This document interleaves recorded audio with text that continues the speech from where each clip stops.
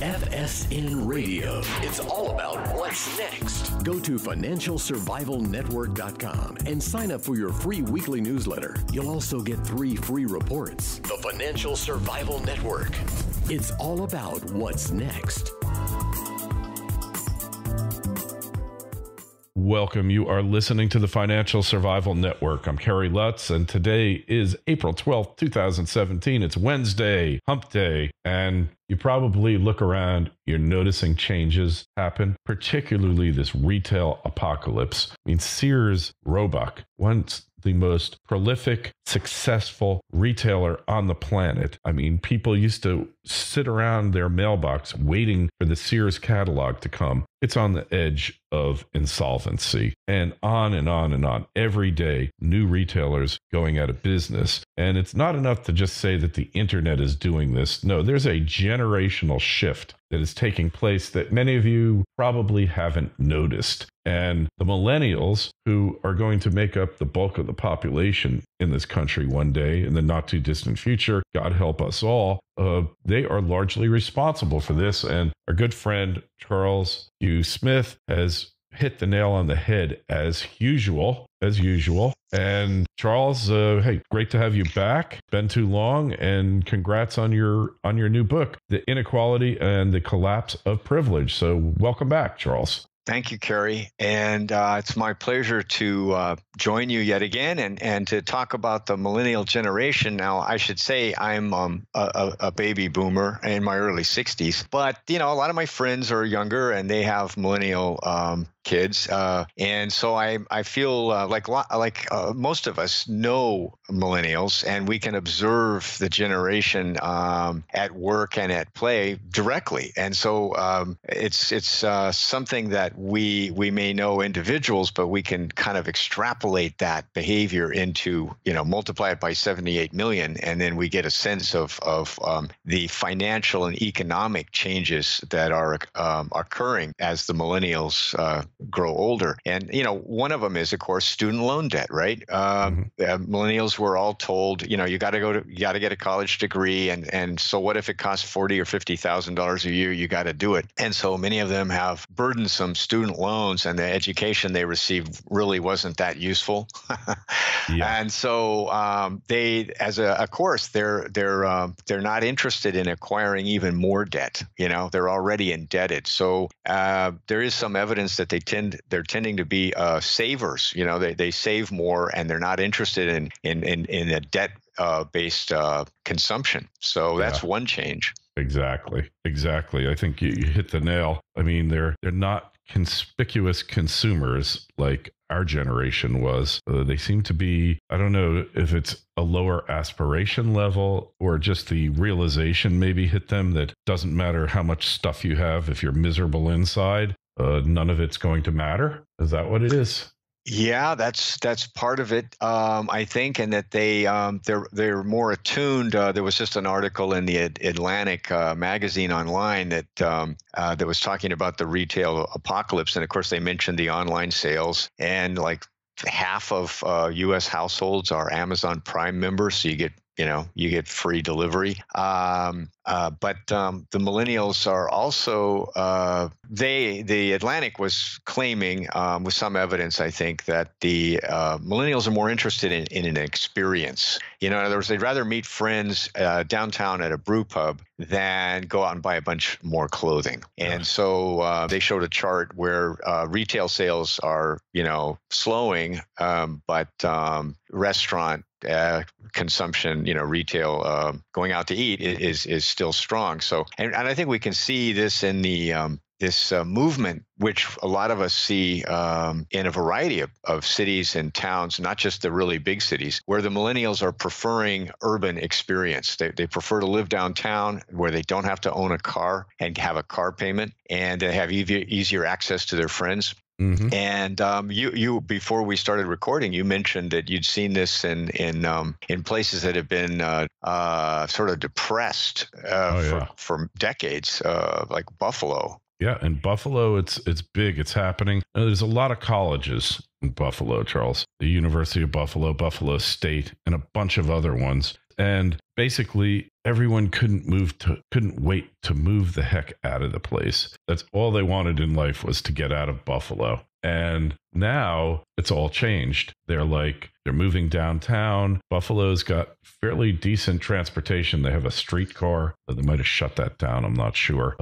Buses, and really the place has totally turned around. There's a real estate boom going on there. It's remarkable what's happened there, and I've seen it firsthand. And I think I didn't realize it at the time, but it really was largely as a result of what you were saying here, of a change. It's a mega trend, I guess you would call it. It's a long-term trend. And, the millennials don't wear suits to work, for the most part. If they are working, right? They're not wearing suits. They're wearing khakis and polo shirts. That's the dress code. So that's affected real estate and retail quite a bit, because those men's clothing stores like you and I grew up going to in our early careers are kind of falling by the wayside. So the trend is really there. There's no denying it. Right. And so there's a guy that's written a couple of books about the urban the positive elements of an urban metro core. His name is Richard Florida, and his basic premise is that, cities and urban areas are where the jobs are, and that attracts the talent and the capital, the money, the investment money.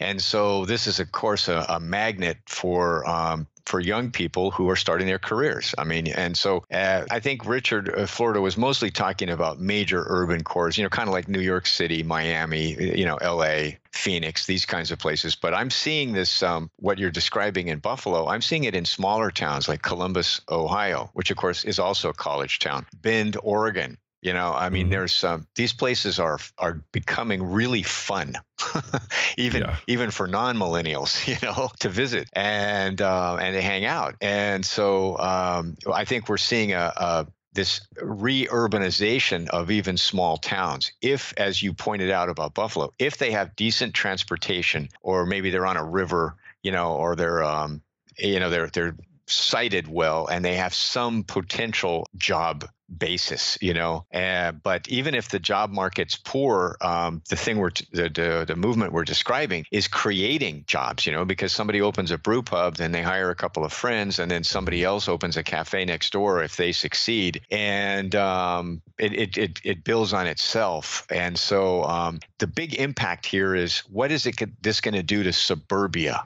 Because suburbia was the result of the post-war generation, the GIs coming home and going to college, and then everybody, the baby boom parents were buying houses in new subdivisions and leaving the city, right? So the urban centers were decaying through the 60s and 70s. So who's going to buy all those suburban homes, which are, more recently, at least the ones built in the last 20 years, are often expansive. They're 2,500 square feet, 3,000 square feet.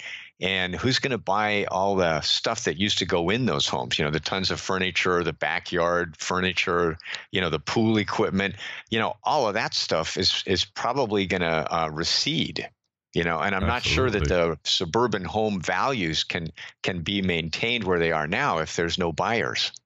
That's a good question. Well, is it just a trend that'll go back? The reason why my parents moved out to the suburbs was for the school, the quality of life, they weren't like city people, and, they grew up in suburbs. So is this a permanent trend, or is it just a phase that you go through when you're younger? Well, that's an excellent question. And I think part of the answer might be the millennials' view of car ownership and commuting. And so that, of course, the success of suburbia generated its own problems, right? In other words, now that tens of millions of people moved out of the city as far as, 30, 40, 50 miles, well, then the jobs are still in the city, the urban core. And so there's these long killing commutes, right? And we all know how it is, or we've either lived it or we know friends friends who live it, and people are still driving as far as, an hour, 90 minutes each way. And so that's a killer. That destroys your life. So, and if you're not in love with driving to begin with, then it may very well be that the millennials are making the sacrifices, like just being renters instead of owning a flat, downtown, or they're making the sacrifices to buy a place, a small house in the urban core to just avoid the commuter hell that goes with suburbia now. Yeah, well, it's hell, all right. No question about that. The commute. But on the other hand, so many of you are like really working out of your homes now, and it's a lot different. The commute. I mean, you work out of your house, I work out of mine. The only time I have to commute is when I have to go see somebody for some reason or other, and really, it's like no big deal. Yeah, it's true. And, Kerry, that's an excellent point, because I just came across a chart and we're shifting from commercial real estate in terms of retail to office space, right? Like office complexes and office parks. I saw a chart where employers are starting to really cut the number of square feet per employee, right? Because people are, as you say, they're telecommuting, they're working at home, they're teleconferencing, flex work, and so all of these economic changes in the way we work, and the millennials are in the forefront of this because they are more flexible in terms of what they're used to doing, and working remotely and digitally is natural to them. Then you have to wonder, do we need so much office space? And a lot of commuting is to get to work, to sit in a cubicle, and then, well, hey, if you can do half the work at home, then why should so many millions of people commute to an office park? So it's clear to me that employers are starting to rethink this and starting to shed the amount of square footage they're paying for their employees. And so we might even look at the whole suburban thing and include office parks. So like we're seeing a decline in retail, and especially suburban malls. We're seeing a potential, move away from office parks, which are usually in suburbia as well. And then we're seeing higher costs downtown, right, in the urban zones, and so which is pushing lower income people out into the suburbs. And so if all these trends continue, as you say, we don't know, it's a little early yet, then we're going to see a different composition of suburbs and a revitalization of the whole urban core, and it will become too expensive for a lot of people, or they won't be willing to make the trade-offs. And so then the suburbs will be the cheaper place to live, which would be a kind of turnaround from 20 years ago. Well, interestingly enough, the trends in society, the highest or rapidly growing poverty centers now are actually in the suburbs, not in the urban cores any longer. So that's something that's changed as well, where people are moving to get away from poverty to the suburbs. Now you've got suburbs that have turned into poverty zones. So you want to get away from them, right? Right. And and we can look at the cost of living in the suburb when gasoline was really cheap and cars were relatively cheap. Then it was really no big deal to afford that lifestyle with a couple cars. Every adult in the household needed their own vehicle because you've got to drive everywhere. But now that cars cost a cheap just a conventional car is $30,000, and a pickup truck with a few options is 35 or 40. I mean, it's a major chunk of money now to own a car, and insurance costs are high, and then gasoline is quote unquote cheap, but still, so it starts making living in a downtown area where you can use public transport or Uber and ditch that those hundreds and hundreds of bucks that you're paying for owning a car. You can spend that money on other stuff. So it is appealing in that regard. So if the suburban lifestyle starts becoming cumbersome and expensive, then it becomes less appealing, because millennials don't make as much money as the boomers did at the same age, right? We all know millennials are making less money. They have less financial security. They have more student loans. And so, of course, they're going to be averse to adding more debt and buying some big house with a big mortgage. That's just not that doesn't work for most millennials.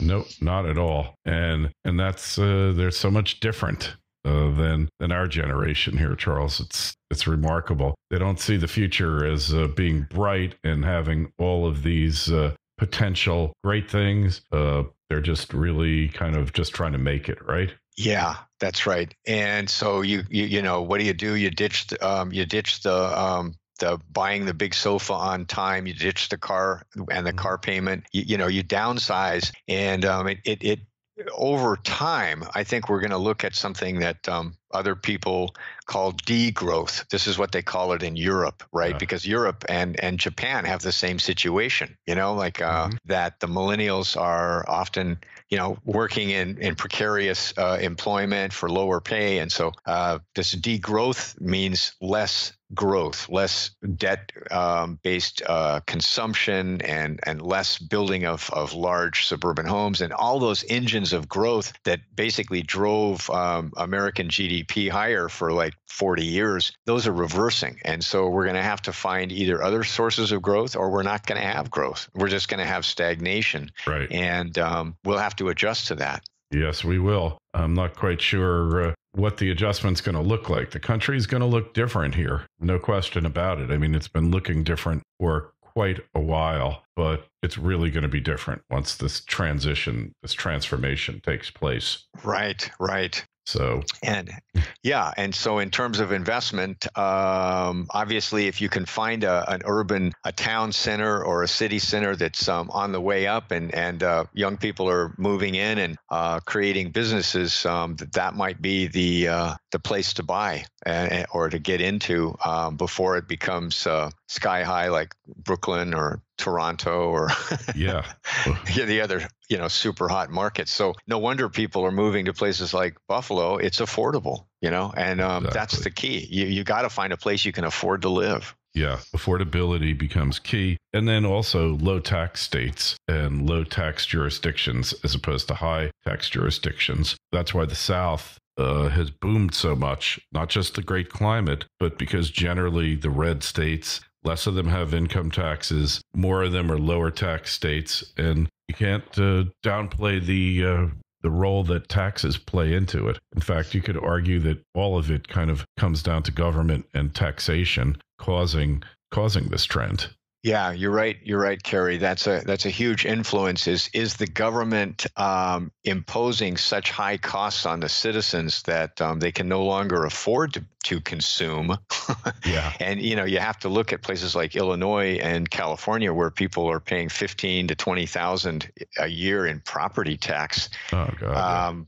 How can a millennial look at that and go, is this really worth living in one of those really high cost areas? And the answer would be no if you have an alternative. And we have to kind of make mention of what causes economic a dynamic economic environment. Well, low cost, right? Yeah. In other words, it has to be low cost. It has to be affordable, because if everyone's just barely scraping by and paying most of their income to debt service, there's no money left over to do anything to spark growth. And so you're absolutely right. It comes down to affordability. And so cities and counties that make an effort to be affordable, they're the ones who are going to attract the millennials and the growth. And cities that just keep raising their taxes and reducing services are going to see like a massive migration out of their jurisdiction, and we're already seeing that in Illinois, right? And to California, I think, as well. Yes, for sure.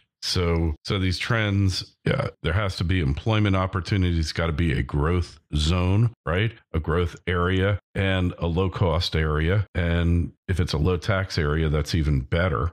Then you're going to see, in all likelihood, these millennials will acquire wealth. And then what are they going to do with it, Charles? Once they've done, they paid the student loans down, or maybe the loans will get discharged for fraud or whatever. I mean, you've been seeing those things come up, predatory lending and making loans to these kids who you should have never loaned 10 cents to them, let alone $100,000. And yet they're shoveling it out the door with two hands. So once they get past that debt stage there, they start saving up wealth. Are they going to buy houses? What are they going to do once they've gotten out from behind the eight ball? Well, Kerry, it's an excellent question. And the millennials, the older millennials I know, in other words, the millennials in their late 20s, early 30s that are starting to, get married and have kids, they're definitely buying houses, but they're scrimping and saving to buy a house in an urban zone, like downsizing, buying a two-bedroom bungalow that's in the city core rather than buying a larger suburban home. And so that seems to be the trend I'm seeing. That's just anecdotal. I don't have any statistics about that, but